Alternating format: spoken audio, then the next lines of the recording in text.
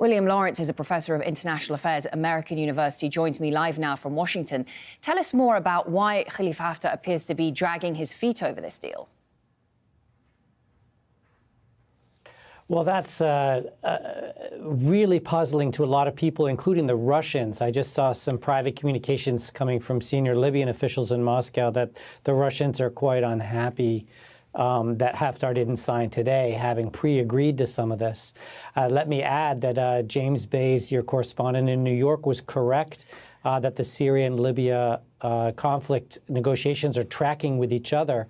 And that this grew out of a meeting in Istanbul. But what he didn't mention is that the negotiations over the two conflicts are now connected, and there are concessions and agreements that Turkey and Russia are making to each other in the Syria conflict and the Idlib ceasefire that are directly connected to concessions and agreements they're making to each other in Libya. Could I just ask how that's going to affect Libya then? Because you obviously have Turkey and Russia backing opposing sides in both of these conflicts. How is Libya going to factor into Syria discussions then? So, first of all, the most important thing to say is Europe has taken a big step backwards, as has the UN, and now Turkey and Russia are the main players here. Now, obviously, Turkey has very specific interests in Syria regarding the Kurds and has clearly given up some ground, vis-a-vis the Russian positions and aims in northwestern Syria. In terms of the Libya conflict, there seems to be concessions that the Russians are making to the Turks in exchange for concessions in Syria, which is putting more pressure on Haftar, which is one of the reasons why Haftar isn't signing yet, because the deal wasn't exactly what he wanted. It's important also to note that the 2015 Libya political agreement, the former deal, was not signed primarily because Haftar's role as a leader of the military under civilian control, he rejected. Right, so this overlap between Syria and Libya is making the situation more complicated.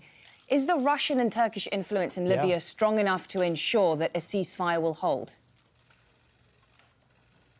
No, but it's increasingly clear that without them, there will be no agreement because they are the main players now. Why? Because the Russians sent in over 1,000 new mercenaries fresh from the front lines in Ukraine and Syria in the last 3 months to eastern Libya, 500 of which are on the front lines now, and Turkey sending in troops as well. And so the very fact that they're sending in troops, which everyone says is disruptive of the peace process, actually makes them the leaders in the peace process now, and creates the very parity which makes the truce possible and the UN meeting in Berlin possible. So that's the irony, that more troops have actually got us closer to a deal.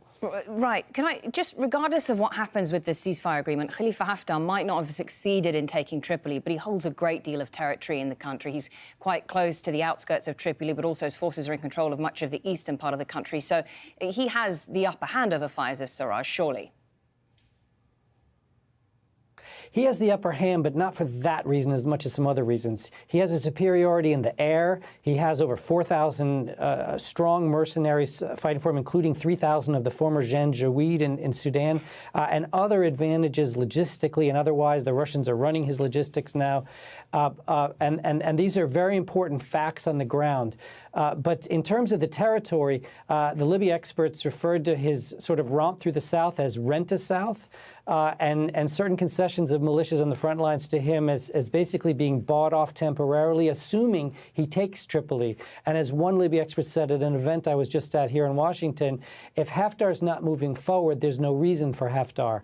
And so we're at this very critical moment that where Haftar's failures militarily, while the chance he might succeed is beefed up because of the outside factors, makes it that Haftar may not take this deal because he's starting to lose support from a lot of Libyans. The inevitability of success isn't there. And if his international backers, particularly the Russians, want to take a step back, the possibility of a Haftar victory is actually limited now. Professor William Lawrence, thank you.